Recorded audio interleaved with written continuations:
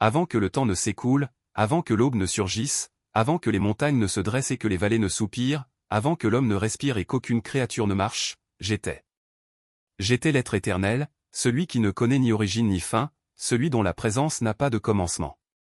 Car avant moi, il n'y avait rien, ni horizon, ni souffle, ni pensée. L'univers n'avait pas encore revêtu son manteau d'étoiles. Les mers ne roulaient pas encore leurs vagues. Les arbres n'avaient pas encore étendu leurs branches vers le ciel. Et pourtant, moi, Elohim, j'existais, immuable et unique. Alors, au cœur de l'infini silence, un souffle jaillit de moi. Un souffle comme une onde de feu, comme un chant d'autorité. Et ce souffle dit: que la lumière soit. La parole traversa l'abîme, et la lumière jaillit. Elle fendit les ténèbres comme une épée flamboyante. Le néant s'ouvrit et fut rempli d'une clarté nouvelle. Les flots ténébreux se calmèrent, et l'ombre recula. Et je regardai la lumière. Je vis qu'elle portait en elle la promesse de la vie. Je lui donnai le nom de jour, et aux ténèbres le nom de nuit. Ainsi fut marqué le premier jour. Comme un premier vers dans le poème de la création. Comme le premier coup de pinceau sur la toile infinie. Et moi, Elohim, je dis: voici le commencement. Voici le chant premier. Voici la lumière qui guidera les générations. Et ce fut le premier jour, et je vis que cela était bon. Et moi, Elohim, je parlais encore, et ma voix fit trembler le silence des eaux. Que les eaux d'en haut se séparent des eaux d'en bas. Que le firmament se dresse comme une voûte au-dessus du monde. Et qu'il étende son manteau sur la terre. Alors les eaux obéirent à ma parole. Elles se retirèrent et s'ouvrirent. Et entre elles apparut une étendue claire et vaste.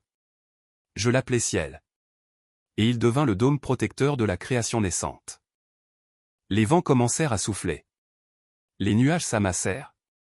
Et le bleu du firmament se déploya comme une tente infinie. Et je vis que cela était bon. Ainsi s'acheva le deuxième jour. Mais la terre demeurait encore noyée dans les flots. Alors je dis: que les eaux qui couvrent le sol se rassemblent en un seul lieu. Et que la terre ferme paraisse. Émerge, ô terre, des profondeurs. Montre ton visage devant ma lumière. Alors la croûte de la terre s'éleva avec puissance. Les montagnes jaillirent, les plaines se déployèrent. Les mers se creusèrent et se mirent à clapoter sous l'ordre du Très-Haut. Je nommai la terre ferme terre. Et les eaux rassemblées mer. Et je contemplai l'œuvre de mes mains, et je dis qu'elle était bonne. Pourtant, la terre restait nue, silencieuse et stérile. Alors ma voix résonna de nouveau. Que la terre fasse pousser la verdure. Qu'elle produise des herbes semant la semence. Des arbres donnant du fruit selon leur espèce. Et que chaque semence porte en elle la vie pour se multiplier. Et il en fut ainsi. La terre obéit. De son sein jaillirent les herbes et les fleurs. Les buissons et les forêts.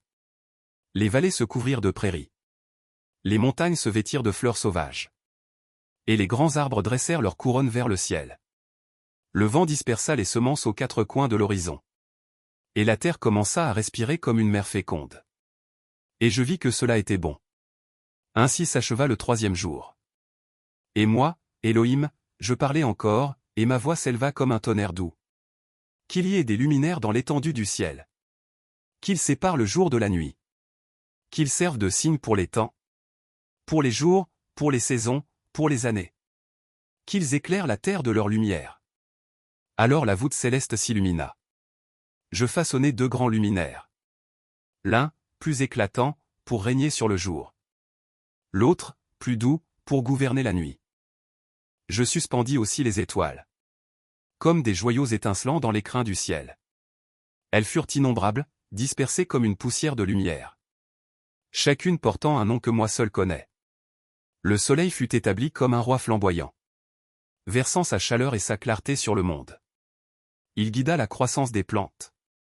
Il éveilla les créatures endormies. Il marqua l'aube et le couchant. La lune, douce et silencieuse, fut donnée pour apaiser la nuit. Elle refléta la lumière du jour et veilla sur les ténèbres. Elle fut compagne des étoiles. Gardienne des songes et des mystères. Les constellations prirent forme. Le chasseur, le lion, la couronne, la vierge. Elles servirent de repère aux hommes futurs. Pour orienter leurs pas dans la nuit. Pour guider leurs navires sur les mers immenses. pour mesurer le temps dans son passage silencieux. Ainsi, je tissai la trame du temps. Et j'écrivis sur la voûte des cieux le grand calendrier de la création. Et moi, Elohim, je regardais tout cela. Je vis que les luminaires donnaient ordre et rythme. Que la lumière et l'ombre se succédaient avec harmonie. Et je dis que cela était bon. Ainsi s'acheva le 4e jour. Et moi, Elohim, je parlais de nouveau, et ma voix résonna sur les abîmes marins et sur les vents du ciel. Que les eaux foisonnent d'êtres vivants.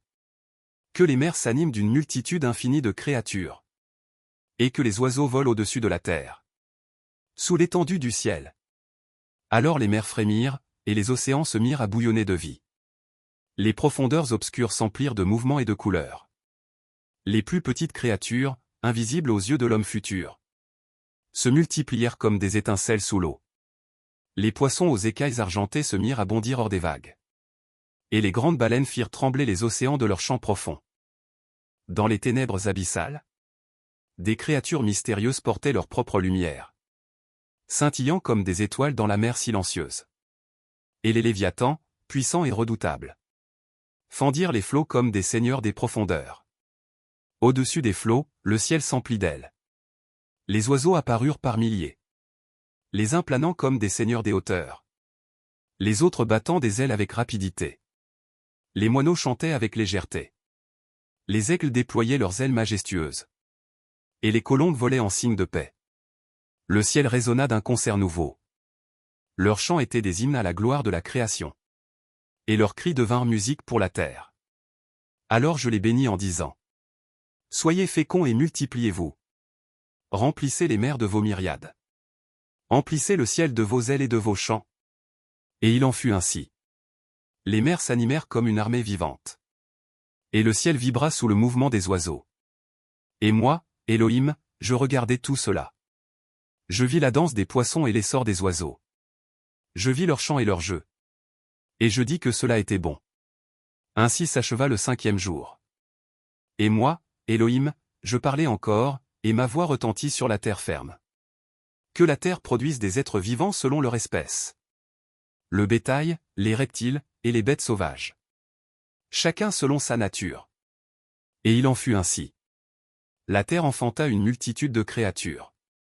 Les plaines se couvrirent de troupeaux. Les brebis, les chèvres, les chameaux et les chevaux. Les forêts s'animèrent de bêtes puissantes. Les lions rugirent, les ours frappèrent le sol de leurs pas lourds. Et les loups hurlèrent sous la lune naissante. Dans les marais s'agitaient les reptiles.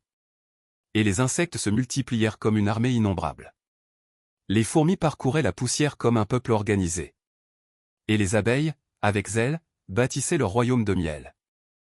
Les collines accueillirent les cerfs rapides. Les plaines retentirent du galop des buffles.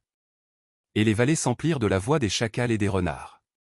Je regardais toute cette vie, et je vis que cela était bon.